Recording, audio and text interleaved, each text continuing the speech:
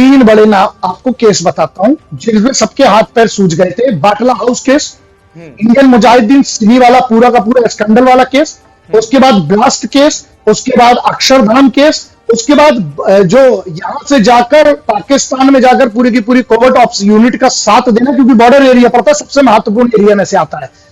आप ही किधर के लेजेंड हैं, उनके ऊपर ना मैं अभी कहीं पर बैठा हूं तो 8 से 10 लोग एक आदमी को ढूंढ रहे हैं आपके गुजरात में। आप भी शॉक हो जाएंगे। उनका नाम है राजकुमार पांडियन साहब, आईपीएस है 1996 बैच के।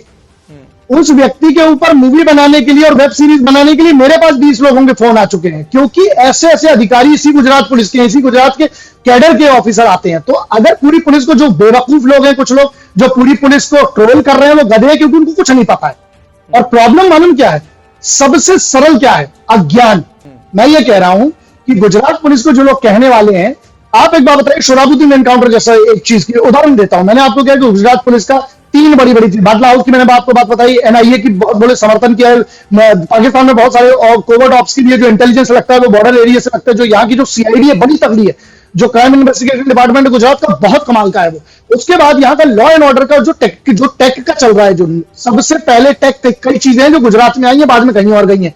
राज्यों के बड़े बड़े अधिकारी आकर यहाँ पर सीखते हैं। तो गुजरात पुलिस पर प्रश्न करने के पहले मैं उन बेवकूफों को ही कहना चाहता हूं कि आपको एक उदाहरण देता हूं, और उदाहरण यह है कि राजकुमार पांडियन साहब हैं, उनका डॉक्टर एस राजकुमार पांडियन 96 बैच के आईपीएस अधिकारी है। उनके लिए 4 से 5 लोग तो मुझे फोन कर चुके हैं उनके ऊपर मूवी बनाने के लिए और उनके ऊपर वेब सीरीज बनाने के लिए। लेकिन वो ऐसे व्यक्ति की, छोड़ो हमको सेवा करना, वो ऐसी व्यक्ति है, सोचिए कौन व्यक्तियों को जो लोग कहेंगे, वो व्यक्ति कह देते हैं बोलो जानो मेरे को सेवा करना है लोगों की, मेरे पास इतना समय भी नहीं है कि किसी को अपनी कहानी बता सकूं। अब ये क्या है? एक 96 बैच का एक अधिकारी, एक व्यक्ति की बात की ना मैंने।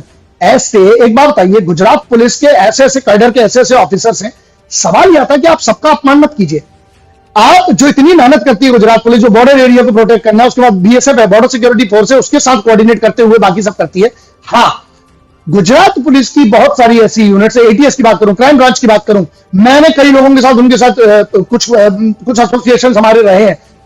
अब यहां पर बात आती, क्या चूक हुई है? हाँ, अगर एक बार बगैर आग के धुआं नहीं उठता, दोनों हाथों से ताली बजती है। परिवार के जो प्रश्न है, मैं सीधी सी बात बोलता हूं, परिवार के प्रश्नों को सीधे के सीधे अगर पुलिस एक एसआईटी बना देती, मैं कभी नहीं चाहूंगा कि सीबीआई इसमें आए, मेरी मांग है, लेकिन सीबीआई को कब आना चाहिए? जब राज्य पुलिस फेल हो जाए। अगर सीबीआई आती है, मैं ही सबसे पहला आदमी था ना जो मेरे लेवल पे मैंने बात रखी थी इस बात को, तभी तो वो वायरल हुआ, तभी तो आप मुझे बुला रहे हैं।